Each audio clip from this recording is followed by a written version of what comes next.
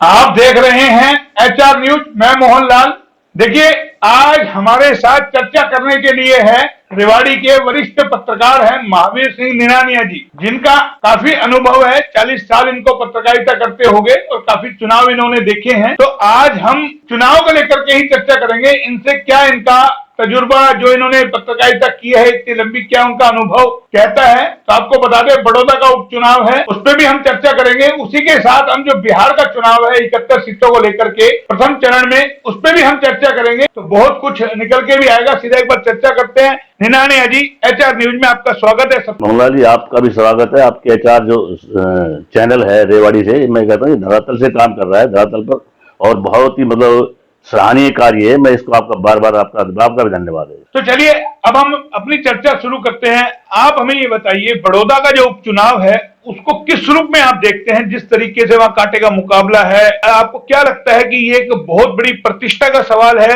BJP के लिए और कांग्रेस के लिए? देखिए, कोई शक नहीं, बहुत बड़ी प्रतिष्ठा का सवाल है। और क्योंकि ये जो चुनाव है, ये विपक्ष और सत्ताधारी पार्टी के लिए आज का भविष्य तय करने वाला चुनाव है। सारी पार्टियों ने यहाँ सारी ताकत झोंक दी है। और जबकि अपना ये जो बीजेपी सरकार है, इसके जो सारे राष्ट्रीय स्तर के या सारे नेताओं ने वहां डेरा डाल दिया है।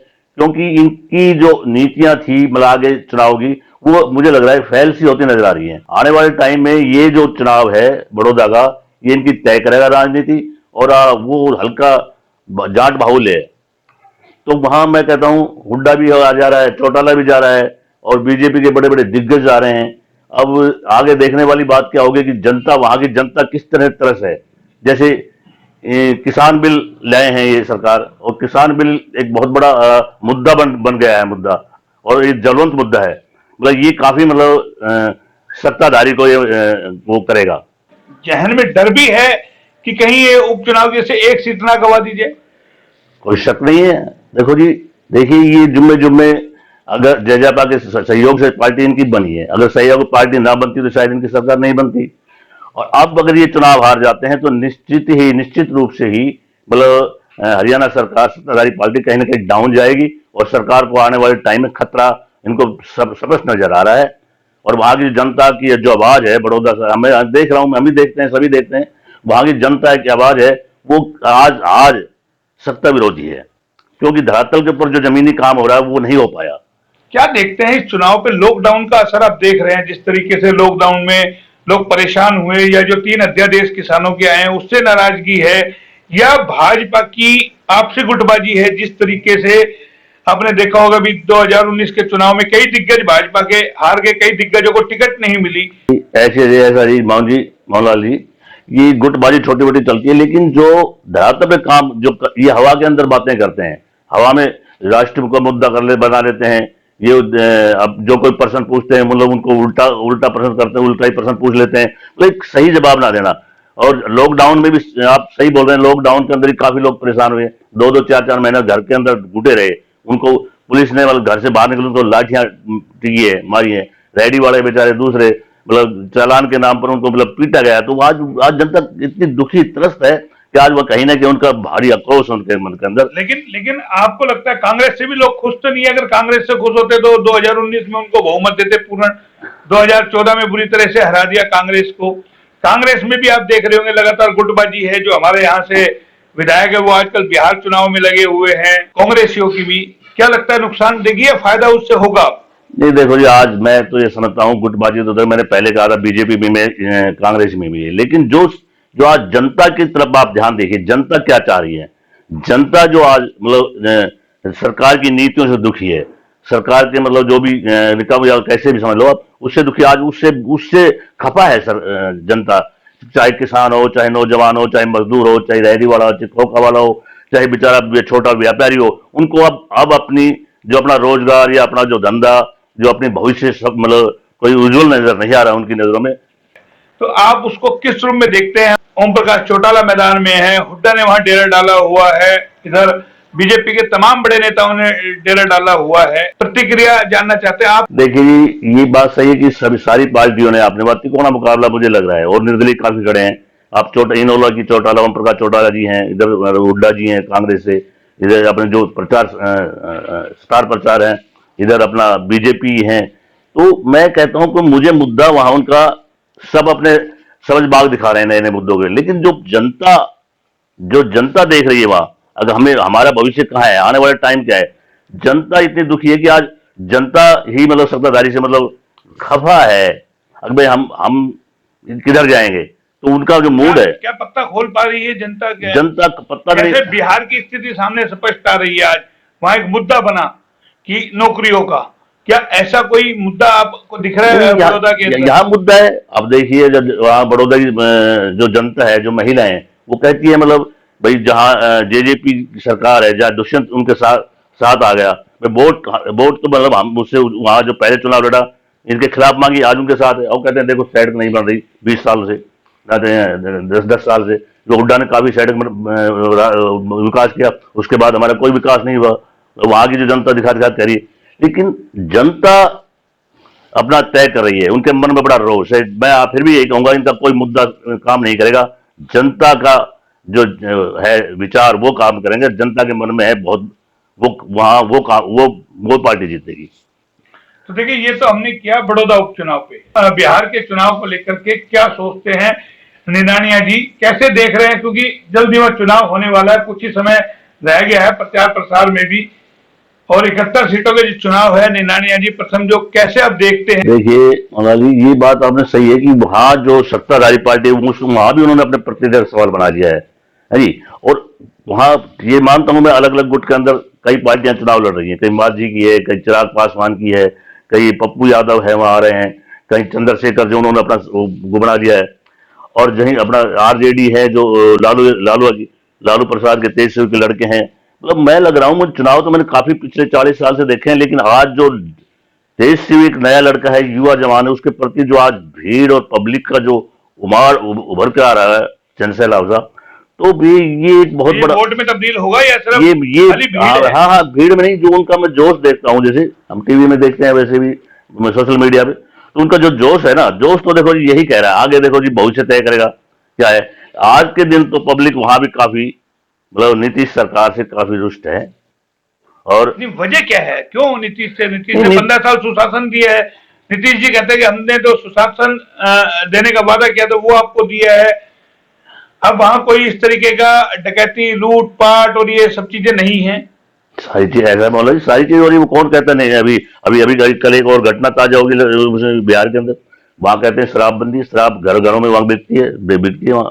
और वही आज वो नीतीश जो लॉकडाउन के अंदर हरियाणा पंजाब से जो जाने वाले मजदूर थे बेचारे, या ऐसा आए थे, उनको 30 बोले, ये 30,000 को हम भाई हम कहाँ लेंगे? तो वह बेचारे पैदल गए, उनको वहां कैसे कैसे गए, उनके बच्चे को रास्ते में मर गए, प्यास से भूख से मर गए, रात को चलते दिखाई दे, उनके पैरों में पाले वाले पड़ गए। तो ये जो जनता वहां की बिहार की है, जो बेचारी मजदूर करने आती थी, आज आज वो वहां वहां उनका एक भावना बदला, एक तीस है उनके अंदर, अगर हमारे साथ क्या व्यवहार किया। क्या लगता है, मतलब अब जिस तरीके वहां से तेजस्वी ने एक नारा दिया कि हम पहली कलम से 10 लाख की नौकरियां देंगे, उन्हीं के इस नारे के ऊपर बीजेपी के जो मोदी हैं उन्होंने तंज कसा था। ट्विटर आपने भी देखा होगा। हाँ, देखा मैंने। फिर वो कहता है हम 19 लाख देंगे, वैक्सीन आएगी वो हम देंगे। मैं फिर वही बात कर रहा हूं, मुझे बिहार की जनता में भी सत्ताधारी सरकार के खिलाफ काफी रोष है। और जो आप ये कह रहे हैं वैक्सीन, ये आज जनता वहां समझ चुकी है। बीजेपी के जो बड़े बड़े नेता हैं वो कैसे मतलब झूठ बोलते हैं, झूठ का सहारा लेते हैं, कैसे फेंक मारते हैं। तो वो आज वो उनके किसी भी एक वादों का कोई यकीन नहीं कर पा रही। वो वैक्सीन सबको पता, आज वैक्सीन बनी नहीं है और कहां से दे देंगे वैक्सीन, पहले बेच रहे हैं। तो आज उनकी जो हवा में बात फेंक रहे हैं, मुझे लगता है उनके दिलों उनके घट में नहीं बैठ पा रही है। तो क्या आपको कुछ ऐसा कुछ इसमें समझ में आ रहा है कि लोगों ने ये मोड़ बदला है, वो वजह क्या है? देखिए, अब ये 370 मुद्दा है, राष्ट्रवाद का मुद्दा है, वो मुद्दे हैं, तो उनसे उस जनता के जो वहां बेचारे मजदूर हैं, युवा बेरोजगार हैं, उनसे क्या लेना देना? उनको तो अपने धरातल, अपने यहाँ नजदीक उनको रोजगार मिलने चाहिए, मजदूरों को मजदूरी मिलनी चाहिए, भाई सस्ती महंगाई कम होनी चाहिए। उनको उनको तो सिर्फ अपनी रोटी तक मतलब है, जवानों को नौकरी तक मतलब, उनको बड़े मुद्दों से कोई लेना देना नहीं। कहाँ राम मंदिर बन रहा है, कहाँ 370 धारा हटाई जा रही है, मतलब वो बड़ी बात है। इसको आप किस में देखते हैं? और एक हम देख रहे हैं जब लोग नारे लगाते हैं तो सत्ताधारी पार्टी की आंख लाल हो जाती है जब जनता अपना हक मांगती है। आज जब जो जनता ने 15 साल तक जिताया जब तक तो ठीक था, आज जनता ने थोड़े सा खिलाफत किया तो नेताओं में जो झुंझलाहट है वो क्यों है? देखिए जी, अब उनकी स्पष्ट ये पता लग रहा है कि भाई जो जनता का जो आक्रोश है तुम्हारे ऊपर किस प्रकार गाज बन के गिर रहा है, तो ये नेचुरल है उनका, मतलब गुस्सा आना। और उनको पता लग गया है कि भाई जनता में भारी आक्रोश है। अब उनका कोई नहीं मुद्दे चलेंगे ना कोई, मतलब इसका कोई लफांगबाजी चलेगी।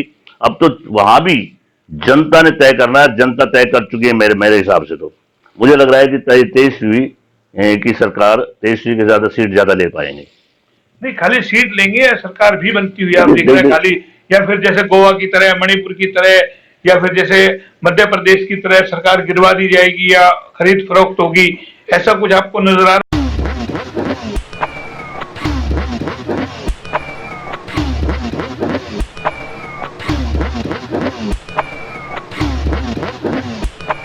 नहीं, कोशिश तो करेंगे। देखो जी, बीजेपी तो पुरानी पुरानी आदत है, आप कहेंगे मतलब सत्ताधारी पार्टी कर रही है कि काम है किसी सरकार का ना बनना गिरना। जैसे अब देखिए उसमें महाराष्ट्र के अंदर रातों रात सुबह पहले ही मतलब शपथ दिलाना और फिर सरकार का दोबारा गिरना फिर जाना। शिवराज के साथ ऐसा हुआ, शिवराज में भी शिवराज की वहाँ महाराष्ट्र के अंदर 22 सीटों पर चुनाव हो रहा है, वहां शिवराज कब कपाया हुआ है, वहां तो माफी मांग रहा है। तो अब ये कहीं ना कहीं सरकार की कमियां रहेगी। नहीं, मोदी का जो जादू जिस तरीके से हम देख रहे थे लगातार 2014 में, 2019 में, 14 से भी ज्यादा, लेकिन इस लॉकडाउन के बाद एक जो लोगों में निराशा यानी कि झलकी है, क्या रोजगार को लेकर जिस तरीके से अर्थव्यवस्था गड़बड़ाई है या और जो है, कहीं लगता है आपको ऐसे मुद्दे कहीं ना कहीं लोगों को परेशान किए हुए, या वो ओरा कम हो रहा है, या फिर जो प्रचार में जा रहे हैं वो राष्ट्रीय मुद्दे इस वक्त कैच नहीं कर पा रहे, या वहां की वास्तु स्थिति को राष्ट्रीय भाजपा समझ नहीं पाई? देखिए मोहनलाल जी, 2014 के पहले जब कांग्रेस की मतलब जो कमजोरियां थी, निकप्पापन था, तो वहां पब्लिक उसको समझ चुकी थी। और दूसरा कि मोदी को चाहने वाले बच्चा बच्चा मोदी को चाहने वाला, भाई हिंदुत्व तो राज लाएंगे, हिंदुओं का मतलब ये सम्राट है। तो मैं पत्रकार हूं, मैं भी इसका दीवाना था मोदी जी का। और मैंने भी लोगों से कहा, बीजेपी वालों से कहा, भाई मोदी को लाओ, आप प्रधानमंत्री बनाओ तो हम आपके साथ हैं। और जनता भी बड़ी खुश थी, जो हमने बड़ा जुनून था मोदी जी का, भाई पता नहीं हमारा देश को कहां ऊंचा ले जाए क्या है। लेकिन 2014 के बाद जो इनकी जो नीतियां बनी, आप देखिए, बल्कि सरकारी संस्थाएं बेची जा रही हैं। कोई सवाल पूछता है उल्टा कांग्रेस को ऊपर डाल देते हैं, कांग्रेस अपनी कमजोरियां कांग्रेस को बता देते हैं, कांग्रेस हर बात को कांग्रेस में डाल देते हैं। और सारी बातें, अब देखिए मोदी जी ने कहा था कि मैं पहली कलम से कर्जा माफ कर दूंगा किसानों का, वहां तक कर्जा माफ नहीं दूंगा, मैं काला धन ले आऊंगा, मैं 15 लाख लोगों के बीच में डालूंगा। तो कोई तो वादे पूरे हो, सब हवाबाजी में गए हैं और किसी को फायदा हुआ है तो सत्ताधारी पार्टी के नेताओं को हुआ है। क्या लगता है उसको लेकर के भी लोगों में गुस्सा है कि जो दावे वादे आप करते हैं, वादे कुछ और करते हैं, काम कुछ और होता है, यानी कि सब कुछ उल्टा पुल्टा? देखिए मौलाना जी, फिर वही बात आ गई। अब आप देखिए, ये महंगाई वास्तव में लॉकडाउन से तो ज्यादा बढ़ गई, लेकिन सरकार क्यों नहीं कर रही। अब देखिए, अब ये जो किसान बिल ले आए हैं, अब किसान बिल का आप किसानों पर असर नहीं पड़ने वाला, ये आम जनता पे पड़ेगा, आम व्यापारी पड़ेगा, व्यापारी पे पड़ रहा है। और अब एक मूलभूत उनका एक अधिकार था जनता का, आम लोगों का, कि आलू सब्जी प्याज और ये अनाज या जो भी मतलब एक खाने पीने, उनके ऊपर मूल अधिकार जो अभी उसकी मूल अधिकार को छीन लिया गया। बोला अब गोदाम में ये मतलब स्टॉक कर सकेंगे। अभी तक स्टॉक नहीं कर सकता किया जाता था, क्योंकि उन पर पाबंदियां थी। अगर स्टॉक करेगा तो उन पर छापे मारेंगे, पकड़े जाएंगे, एफआईआर दर्ज होगी। लेकिन अब क्या है, इस बिल से सब कुछ समाप्त कर दिया। अब क्या है, बड़े व्यापारी जो है पूंजीवाद, वो खरीदेंगे माल और अपना स्टॉक कर लेंगे। और जब महंगा होगा, जब किसान सब महंगा बेचेंगे, तो किसान भी मर गया, आम जनता भी मर गई। आने वाले टाइम तो बड़ा खतरनाक आएगा इस वजह से। बार बार हमारी संस्थाएं बेची जा रही है सरकारी, बड़ा भारी रोष है। आने वाला टाइम तो भविष्य तय करेगा। पब्लिक आज इंदिरा गांधी क्यों हारी थी, सरकार क्यों हारी?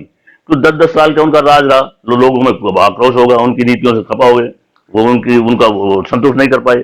ऐसे इनका तो रोष बहुत जल्दी 6 साल के अंदर इनकी ये सरकार जनता इनका अपना वो भर गया बेटा। हम ये जानना चाह रहे हैं, आप बिहार चुनाव को किस रूप में देख रहे हैं? अंत के अंदर एक सीधा सा जानना चाहेंगे, मतलब क्या नजर आता है 71 सीटों के जो चुनाव है, कितनी किसको सीट दिख रही है आपको कि कौन बाजी इसमें मारेगा, या चुनाव अभी रुख पलटेगा ये थोड़ा बहुत अभी और इसके बाद? देखो ये चुनाव आज पहला चरण होगा, कल चुनाव होने जा रहे हैं, तो इसमें कोई शक नहीं, पब्लिक में बड़ा रोष है। और वह लालू यादव की पुरानी जो कहीं भी जो रेल मंत्री रहे हो या मुख्यमंत्री रहे हो, मतलब उन्होंने जो पब्लिक के लिए काम किए, कहीं तो वो आज वो याद कर रहे हैं उनको, लेकिन लालू लालू तो हम ये देख रहे हैं कि हम तो वहां की जनता का वहां मूड देख रहे हैं। तो मेरा हिसाब से जहां से जितनी भीड़ बढ़ रही है, जो जनता, मैंने 1987 का चुनाव भी देखा, चौधरी देवीलाल का, न्याय युद्ध का, मैंने इंदिरा गांधी जब मरी, जब राजीव मरी, जब उसका उनका चुनाव भी देखे। लेकिन जिस तरह भीड़ आज अथाह भीड़ तेजस्वी के वहां उसमें आ रही है, तो कहीं ना कहीं देखो जनता का पक्ष। नहीं, ये करिश्मा हुआ कैसे एकाएक, हम ये जानना चाह रहे हैं, क्यों एकाएक? या भाजपा समझ नहीं पाई, एनडीए समझ नहीं पाई, या जिस तरीके से बयानबाजी आ रहे हैं कि नीतीश को ठिकाने लगाने के लिए बीजेपी ने कोई रणनीति करी है, या कैसे एकदम से ये तेजस्वी कह रहे हैं नो ही फेल है और उसको नू है, और इस तरीके की बातें आ रही है, तो एकाएक क्यों चुनाव ग्रिप में आ गया एकदम से तेजस्वी के? देखिए थोड़ा सा कुछ आप समझ पाए? ये तो जी इनका आईटी सेल का एक प्रोपेगेंडा होता है हर उसके लिए, ये तो खराब करते हैं, नो ही फैला। इंग्लिश, मैं एक इंटरव्यू देख रहा था उनका, एक इंग्लिश के अंदर बोल रहे हैं, इंग्लिश के अंदर इंटरव्यू दे रहे हैं, तो एक अनुभव आदमी का हो जाता है। अच्छा, वही जनता इतनी त्रस्त हो गई, मतलब सत्ताधारी से इतने दुखी हो गए उनकी नीतियों से, उनके विचारों से, उनकी जितनी भी वो है धरातल से, उनका विचारों का कोई फायदा नहीं हुआ। तो आज जनता वहां दुखी है, त्रस्त है जनता। आज कहीं ना कहीं उसने लालू फिर याद आ रहा है। अगर लालू हमें कहीं ना कहीं हमें राहत देगा, तो इस वहां की जनता फिर लालू की तरफ झुकाव है लोगों का। लेकिन क्या याद करेगी वो 15 साल पुराना, जिस तरीके से लालू के टाइम में था, जब मुख्यमंत्री काल इनका था, सुशासन बाबू आए, तो अब सुशासन बाबू को जैसा गुस्सा आता है, जैसे हम देख रहे थे किस तरीके से वो मंच पर कह रहे हैं, तो मेरा सवाल ये था, अगर गुस्सा क्यों, आप किस बात का? आपने 15 साल राज किया, किसी और को भी मौका मिलना चाहिए। अगर कोई आ रहा है और लोग अगर उसको जा रहे हैं, तो आज जनता से आपकी भड़ास क्यों? देखिए जब जनता की जब पूर्ति नहीं कर पाए उनकी नीतियों की, उनकी जो उनका रोजगार था, उनकी जो वो महंगाई थी, जो उनका जो नीतियां थी, जो विकास का काम नहीं कर पाए, जनता तो वहां त्रस्त होगी। तो उसको ये पता है आज मतलब हालात उनके विरुद्ध हैं। लेकिन 10 लाख नौकरियों के आगे सब कुछ मुद्दा फेल हो गया। ना राष्ट्रवाद का आपका मुद्दा चल रहा है, ना कोई और मुद्दा चल रहा है, क्योंकि दो चीजें हैं जो लॉकडाउन में लोगों ने देखा, बेरोजगारी और यानी कि जो प्रताड़ना उनको हुई, पैदल वो लोग गए, मुहैया नहीं करा पाए। सोशल मीडिया पे भी आप देख रहे होंगे, यानी कि नेशनल मीडिया भी फूक फूक के कदम रख रहा है। क्या आपको लगता है वो हकीकत में हो पाएगा, वो कर पाएंगे? देखिए जी, अब जो ये चैनल हैं जो लग रहे हैं, उनका तो लोगों पे विश्वास उठ गया है, चाहे ये कुछ भी दिखाएं। जब जो आप धरातल पे देखिए ना, धरातल में पब्लिक क्या चाह रही है, धरातल की जो जमीनी है वो आज मतलब मैं तो फिर यही बात कहूंगा, धरातल पब्लिक इनसे रुष्ट है। लेकिन आप वैसे तो भाजपा के साथ रहते हैं, 24 घंटे आप मोदी जी के गुण गाते थे। मैं गाता था, लेकिन जब भी गाते हैं आप, तो अभी भी रहते हैं। अब भी देखिए, जो आपके भाजपा नेता हैं और आप उन्हीं के साथ बैठते भी हैं सारे दिन। देखिए जो व्यक्तिगत रूप से भाजपा नेता, उनकी नीतियां सही हो, व्यक्तिगत रूप से मैं उनके साथ बैठता हूँ। मेरी पार्टी से कोई विचारधारा किसी पार्टी, मैं तो पत्रकार हूँ, मेरा क्या लेना किसी पार्टी से। आप कोई बढ़िया आदमी, बढ़िया बात कर लेता हूँ, बैठ जाता हूँ, उनके विचार अगर मुझे शूट कर रहे हैं तो। लेकिन पार्टी की नीतियों से मतलब ठीक है, उनकी पार्टी की नीतियां होगी, लेकिन जो मुझे जो आज धरातल में नीतियां, उनको तो क्यों इतनी निराशा आप लोगों में भी? आप तो एक पत्रकार हैं। हमें बड़ी उम्मीद थी, मोदी जी से बड़ी उम्मीद थी, बीजेपी से बड़ी उम्मीद थी। क्या नहीं कर रहे वो? आज देखिए आपका यहाँ एम्स दिया, ये एक का एम्स अभी कहाँ है? कहाँ आएगा? अभी तो 1-2 साल से तो हमें मतलब वो दिया जा रहा है, वहाँ वो लॉलीपॉप दिया जा रहा है, मतलब यहाँ कहाँ है एम्स? कभी जमीन पहाड़ के माजरा में देखी जा रही है, कभी मडेठी में अंदर देखी जा रही है, कभी इधर मतलब डेढ़ की साइड में मतलब बात की जा रही है। मतलब ये नेता सिर्फ अपनी लोगों को बेवकूफ बनाने के लिए, अपनी छवि बढ़ाने के लिए बेवकूफ बनाया जा रहा है। लेकिन नेता भी आप ही लोग बनाते हैं। हाँ बनाते हैं, हाँ बनाते, लेकिन तो आपको नहीं दिखता जब इसमें पहले हुनर नहीं है? देखिए जी, हम तो जब तो शुरू में आते हैं तो ये बड़े बड़े बड़े ऐसा है नहीं होकर आते हैं, बड़ा विकासशील बन के आते हैं, बड़ी सहनशीलता दिखाते हैं पब्लिक के अंदर। जब लोग सोचते हैं यार ये तो चलो भाई वोट दो, चलो विकास, एक बार तो आदमी विकास विश्वास तो करना ही पड़ता है। तो विश्वास कर तो 40 साल में आपने तो बहुत ऐसे नेता बनाए हैं। आप अगर 40 साल का आपका अनुभव है तो आपने कितने ऐसे नेता बनाए होंगे अपनी कलम से। खैर मैं तो कौन बनाने वाला हूँ, लेकिन हमने जो उनकी जो खूबियां लिखी, उनकी जो कमजोरियां वो भी लिखी है हमने नेताओं की। ये बात नहीं है, नहीं हम उनका विरोध भी किया है। एक तरफा लिखा हुआ उनका, कहीं ना कहीं जब कमजोरियां थी वो भी लिखी है हमने, ऐसी बात नहीं है। तो अब आपको बिहार की क्या तस्वीर नजर आती है अंत में। बिहार की तस्वीर देखो जी, आज बिहार की जनता मुझे लग रहा है सत्ताधारी पार्टी से बिल्कुल रुष्ट है। बदलाव करके मान बिल्कुल बदलाव नजर आ रहा है। अगर कोई ईमानदारी चुनाव हुए धोखा होगा, या धोखा हुआ तो मैं देखो कह नहीं सकता। अगर ईमानदारी चुनाव हुआ तो बदलाव निश्चित है। कहीं ऐसा तो नहीं है भीड़ खाली भीड़ ही नहीं रहे, नहीं वोट नहीं में नहीं तब्दील नहीं ना हो। नहीं नहीं, ये कुछ है जो छोटा मोटा काम हुआ नहीं दिया, लेकिन जो आज या भी पलट जाएगा चुनाव जब मोदी जी की दमादम रैली नहीं नहीं, कोई पलटने वाला नहीं। मोदी जी का ओरा जब चलेगा। उनके जख्म, बिहारियों के जख्म हरे हैं, वो जख्म नहीं भूल पा रहे। उनके छाले पैरों में, उनके रास्ते में बच्चे मर गए, भूख के प्यास से पानी नहीं मिला, उनको लाठियां लाठियां टिकी रोडों के ऊपर, पुलिस वालों ने पीटा। देश भर में जगह जगह बिहार के लोग फैले हुए हैं, जिनके भी हमने कुछ दिन पहले अनाज मंडी के पल्लेदारों की खबर दिखाई, जो बेचारे मजदूरी करते हैं, उनको एक टाइम रोटी नसीब नहीं हो रही, काम धंधा वहां नहीं है। और जब हमने पूछा बिहार में वोट डालने जाओगे, काफी गुस्सा उनमें देखने को मिला।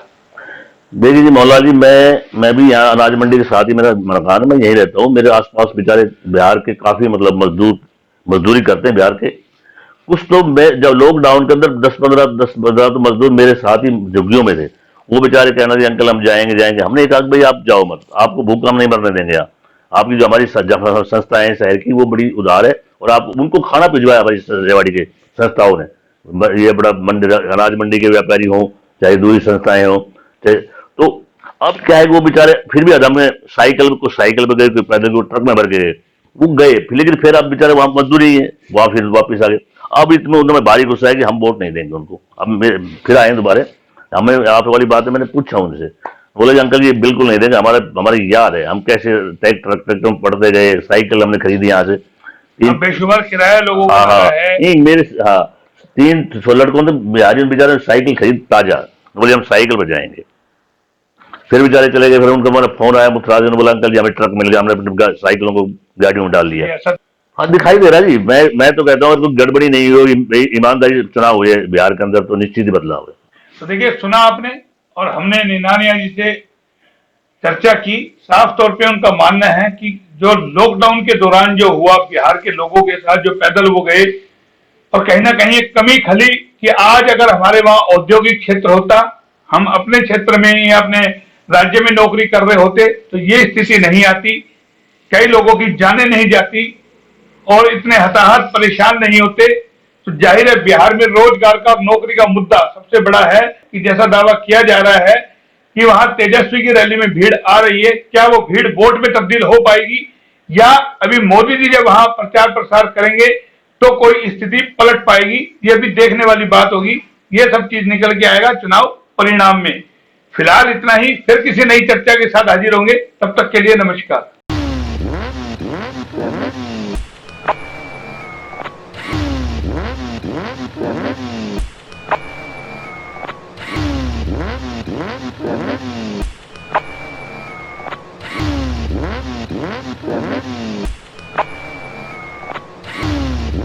Yeah.